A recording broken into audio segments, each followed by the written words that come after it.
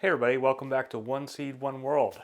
My name is Todd, and today we are going to show you how to make your own homemade sauerkraut. So much better than the stuff that you can get in the store. All you need is a head of cabbage and some salt, and then you let nature take its course.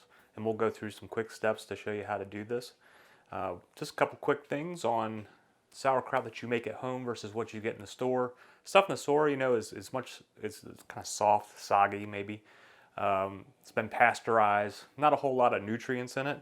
Whereas when you make your own sauerkraut at home through a fermentation process, it's just loaded with good stuff for your body. All kinds of vitamin C, lactic acid, probiotics, I think vitamin K, and then there's other things in it too. And if you do like little servings of it each day, it goes a long way to help your gut health. And it's something that you can make easily and cheaply at home. So first of all, we're going to get into the tools that you may need to make your own sauerkraut.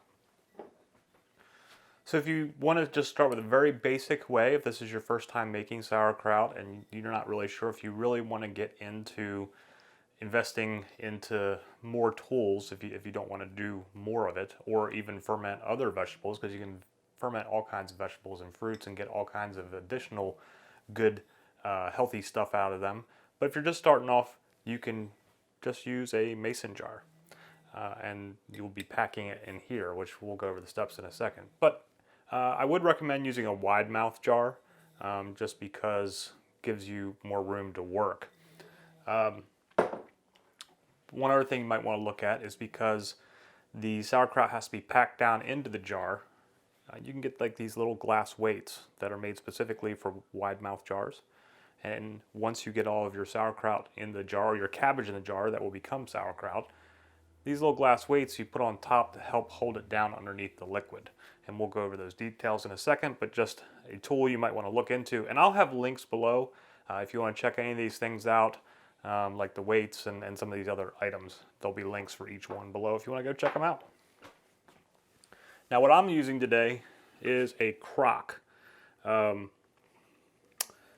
can get these in different sizes. These are great for fermenting, especially sauerkraut, but really any vegetable that you want to ferment. But I think one of the initial primary things was to ferment sauerkraut in them. And I'll show you how this works as we go along. You can get this on Amazon or plenty of other stores. I'll have a link below for where I got mine on Amazon. You could also pick these up probably at yard sales, antique stores, that kind of thing. The one thing you have to be careful of is that they used to make crocks with lead in them. And of course then the lead would leach into your food, and that's not a healthy situation. So just be cautious if you're buying some old antique. I don't know when they stopped putting lead in crocks.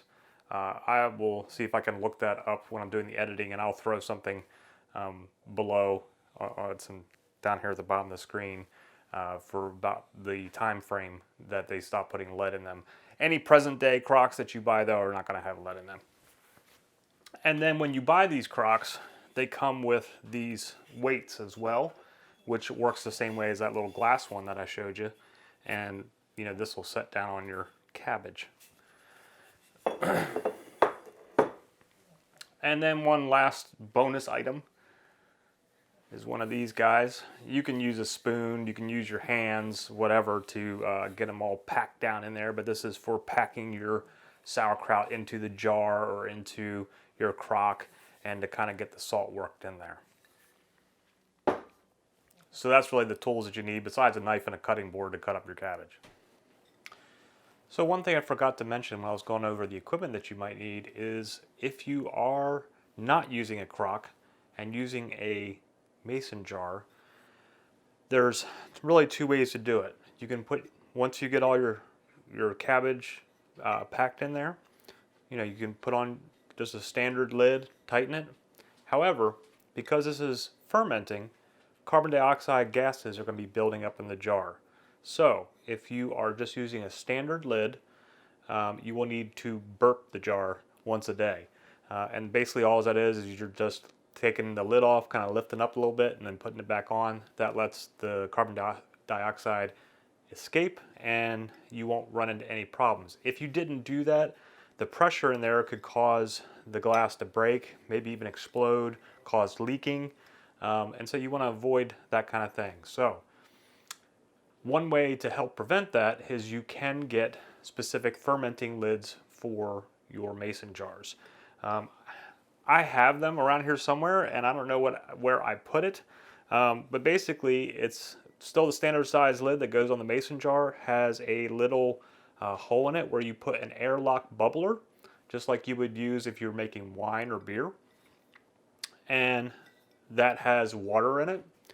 And what that basically does is it prevents oxygen from getting into your jar, but lets the gases escape. But it just saves you from having to remember, oh, did I burp my jar today when you're making your sauerkraut or any other ferments?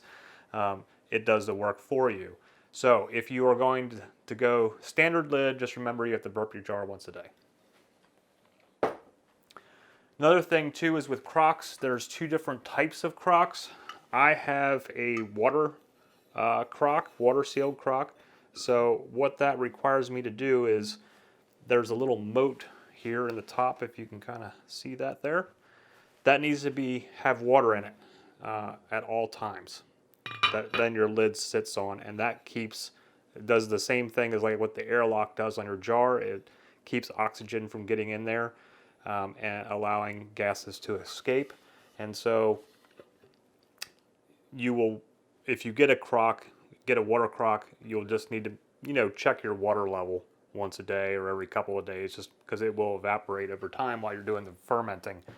There's also open crocks, which do not have a moat. It's just a standard opening.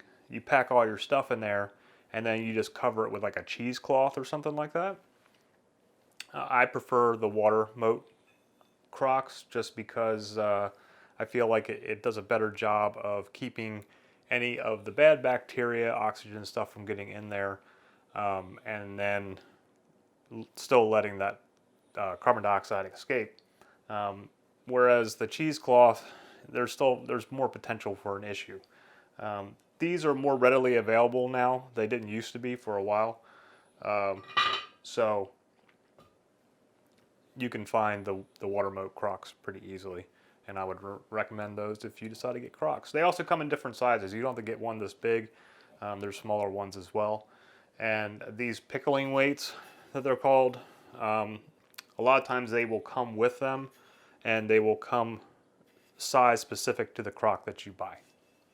If you don't have any of those weights, you can always use some sort of like plate or something. If you've got one that will fit down inside, like a smaller plate, and that can help hold down all of your good cabbage and kraut in the process. Okay, so you got your head of cabbage. You want to peel off these outer leaves. Don't need those.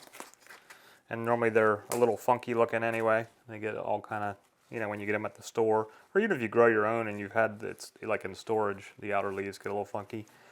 Sometimes you can use these as an additional cover that you would put over top of what you cut up and set a weight on top of it. Some people do that.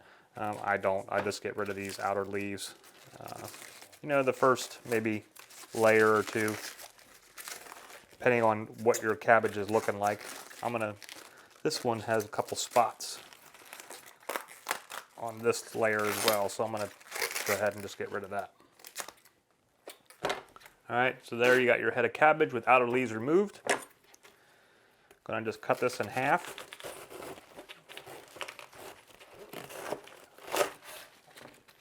Then you see you've got your core in the cabbage on either side, and you're gonna cut out that core, because that's a little tough.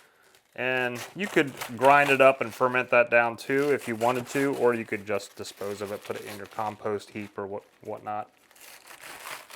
Let your chickens peck at it.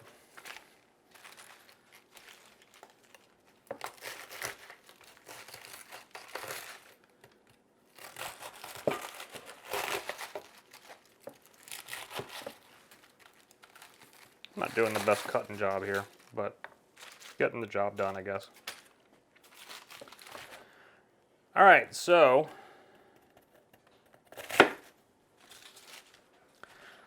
now that you have your two halves, you're just going to cut this into thin slices, just like that. And when you're cutting it into these thin slices like this, I mean, you see the way that the cabbage makeup is in all these layers, it just falls apart into its own little strips.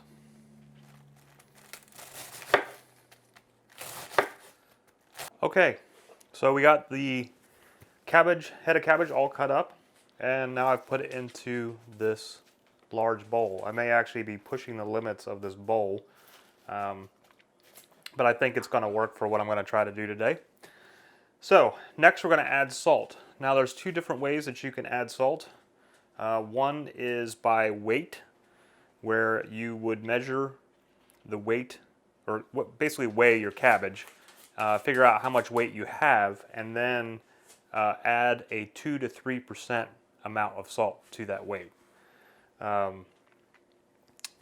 However, with a head of cabbage, as a standard for your general larger head of cabbage, you can just use 2 tablespoons of salt will work as well. But if you want to get very specific or maybe change your salt levels, then do it by weight, 2 to 3%. If you do less than that, you're not going to get a proper fermentation, and instead it will just rot. Or if you put too much salt, then again, too much salt will stop the fermentation process. So 2 to 3% on weight, or for a standard head of cabbage, 2 tablespoons will work. Type of salt, I'm using this kosher salt, coarse. You can use sea salt. You can also use like your general iodized table salt. That will work. However, the iodized salt sometimes can cause a few issues. It may cause some discoloration to the cabbage. I think sometimes it can even inhibit the fermentation process. But it will work, but more recommended is like a kosher salt or a sea salt, something that's not iodized. All right, so just 2 tablespoons of the coarse salt.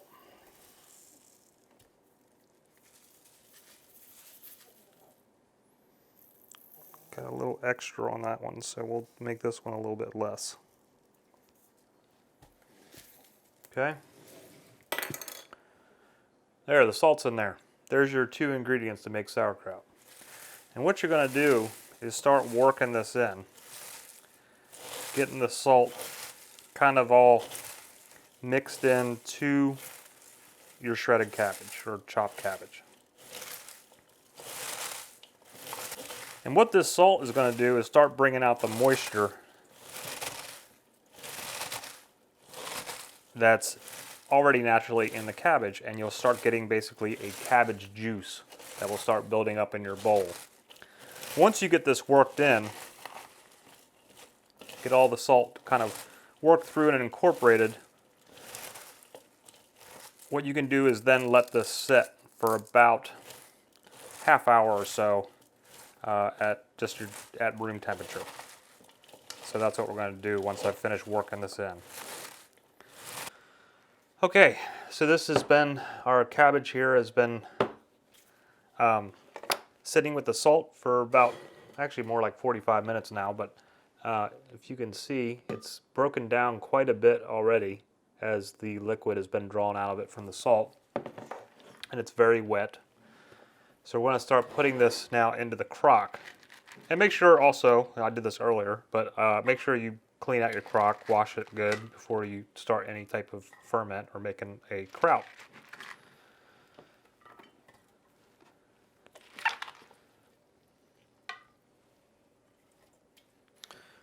Okay, got all the cabbage in there. Now I'm going to start mashing it down with my masher. Get it all packed down in the bottom as much as possible. So there's all the cabbage down there in the bottom. Now I think you can probably tell that there's not not enough liquid came out of the cabbage to cover this. It's very wet, but you want a little layer of liquid over the top to keep everything clean and safe. So what I've done is I've made a mix of a brine basically, which is just some more of that kosher salt in a jar of water, and I did it by weight. Did just a little over 2% of a mix, 2% brine, 2% salt brine. So I'm going to add that in to the cabbage here so that I can get enough liquid to kind of cover it. Okay, so now that we've got the cabbage down in there with the salt and some additional liquid to bring the liquid layer up a little bit, I'm going to put in the pickling weights, and that's going to keep the cabbage from floating and keep it down below the liquid.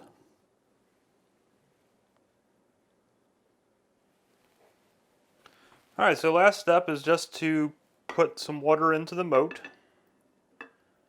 so that we get a good seal.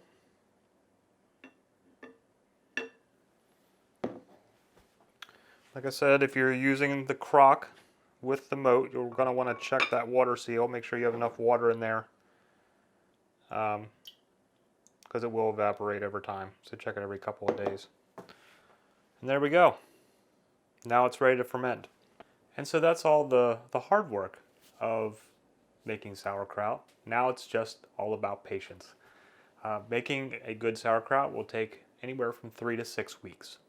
And you can check it from time to time. But you'll want to store your crock or your jar in an area that it ranges from about 68 to 75 degrees is a good fermenting temperature. If it's colder than that, it can stall fermentation. If it's too hot, it can also stop fermentation or cause it to go bad. So you kind of want to keep it in that range, just sitting like an alleyway place, maybe in your pantry, on your kitchen counter if you've got room, something like that. But you know, and then after you hit the first couple weeks, you can go in and check it and maybe do some taste tests, see if it's sour enough for you. The longer you let it go, the more that lactobacillus is going to be working in there and giving it additional flavors. Once you have reached a point where your sauerkraut is at a taste and crunchiness or less crunchiness that you prefer, then you can put it into a standard mason jar and put it in your fridge, and it will be good in there for probably at least 6 months. I've even had one that was good up to a year in the refrigerator. And basically what happens is when you put it in the refrigerator, it will slow that fermentation process way down, and maybe even stop it at that point. With those colder temperatures, it'll basically stall out. Although there might be a little bit of activity, but nothing that you have to worry about like the jar blowing up or anything like that. You can just put it in your fridge, and then you can go and dish out sauerkraut anytime that you want, and it's going to taste so much better and be so much healthier for you than anything that you would get in a can in the store. So try making sauerkraut. Again, if you want to check out any of the tools I used today, check out the links below. And that's it for the sauerkraut episode. So, whatever's going on in your neck of the woods and in your kitchens, your gardens, greenhouses, whatever it is you're doing this time of the year, I hope that you're having a happy new year and that all is going great for you. I will see you again soon and hope you have a great day. Namaste.